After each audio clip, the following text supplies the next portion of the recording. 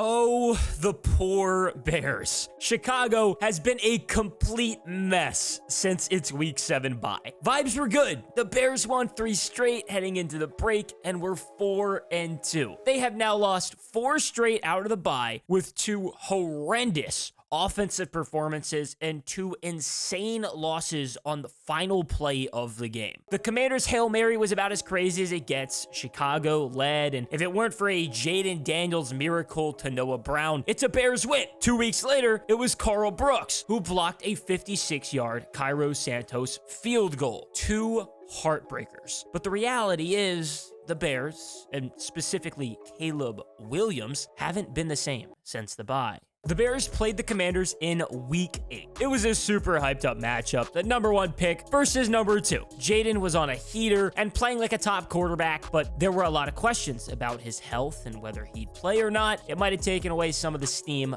from the game, but he did play. Washington won 18-15, and it will always be remembered for the Hail Mary at the end and Tyreek Stevenson acting like an idiot and not paying attention to the last play, but it was a bad game for Chicago. The Bears scored late to take the lead and didn't score at all until late in the third quarter. The offense just couldn't move the ball. Caleb was really ineffective. He went 10 of 24 with 131 yards, was sacked 3 times and fumbled. And when the pass game is struggling against Washington, it's a problem. Pre-Marshawn Lattimore trade, the secondary was horrendous. DeAndre Swift had a solid line with 18 carries for 129 yards and a touchdown, but a lot of it did come on a 56-yard run. The offense wasn't good, and it only got worse. The next week on the road again, the Bears got crushed 29-9 by the Cardinals. Chicago couldn't punch it in a single time. Santos hit 3 field goals. Caleb was underwhelming. Again, he went 22 of 41, 217 yards and was sacked 6 times. The Bears only rushed for 69 yards. It was really bad, and it brings us to the worst of it all. Week 10 at home against the Patriots. The number 1 pick versus the number 3 pick, Drake May. The Commanders and Cardinals have been good, but the Patriots haven't, but still beat Chicago 19-3. The Bears seriously scored 3 points against a now 3-8 football team. That can't happen. 2 weeks in a row without a touchdown. Caleb went 16 of 30, had 120 yards while getting sacked 9 times. The Bears rushed for 73 yards. It was a really bad stretch trying to watch the Bears. They needed to get right fast, and beating the rival Packers at home could do it. It didn't take long for the Packers to score. They got the kickoff and went right down the field. 70 yards and 8 plays, capped off by a 15-yard Jaden Reed touchdown from Jordan Love. The Bears responded thanks to a 53-yard Santos field goal, and Caleb had a fantastic play on a 3rd down. It's really the flash of why he was the number 1 pick. He sees the blitz and is able to pick up a 1st down with his legs. It's what makes him so good and truly fun to watch. Late second quarter, the Packers got down to the red zone, and on 3rd down, Love just sailed his receiver, and it was picked off by second-year guy Terrell Smith. It took an almost guaranteed 3 points away from Green Bay.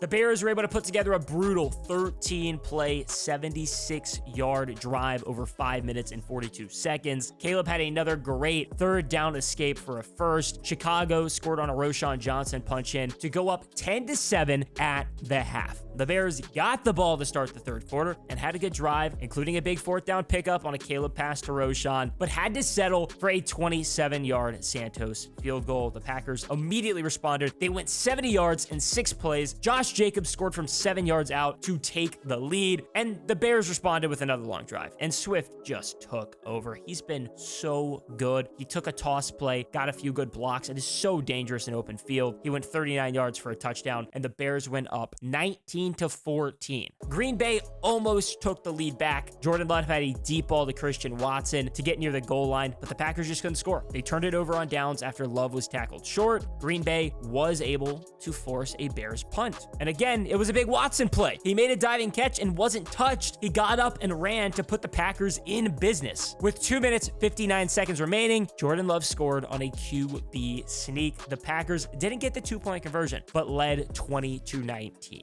The Packers got the Bears down to a 4th and 3, but Caleb threw a great ball with good timing to Roan Odunze. Just veteran stuff. The Bears were able to have a chance, but it didn't matter. Carl Brooks had other plans. A gigantic blocked field goal by a finger. Heartbreaker. But there were some positives. The Bears offense was solid and able to score touchdowns. Caleb went 23 of 31 for 231 yards, sacked 3 times, but he had a huge impact on the ground. Caleb rushed 9 times for 70 yards. Swift had 14 carries for 71 yards and a touchdown. Odunze had 6 catches for 65 yards. DJ Moore had 7 catches for 62 yards. The Bears looked so much more like the Bears from before the bye week. The Bears did start the season 1-0, but it doesn't mean the offense played well. They beat the Titans, who suck. Chicago's definitely been able to beat bad teams. Even against the Titans at home, it was bad. The Bears did win 24-17, but didn't score an offensive touchdown. Santos hit 3 field goals. Jonathan Owens had a blocked punt return touchdown, and Tyreek Stevenson had a pick 6 with 7:35 remaining to take the lead. It was only week 1, but Caleb did get bailed. He went 14 of 29 for 93 yards, but he did a lot more the next 2 weeks. But the Bears also lost both 19-13 at the Texans and 21-16 at the Colts. Caleb went 23 of 37 for 174 yards, but also did throw 2 interceptions against the Texans. He threw 2 interceptions against Indianapolis too, but had 2 touchdowns and 363 yards while throwing it a lot.